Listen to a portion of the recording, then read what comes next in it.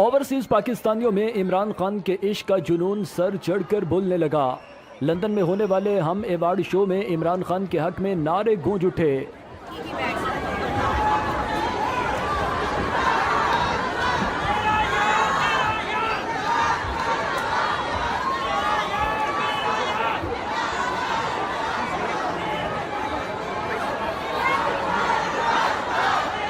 भारी भर कम पैसे खर्च करके टिकट्स लेकर आए हुए लोग इमरान खान के हक में नारे लगाते रहे। वेम्बले अरीना में होने वाले हम अवार्ड शो में हज़ारों की तादाद में ओवरसीज़ पाकिस्तानी मौजूद थे जो इमरान खान के हक में नारे लगाते रहे।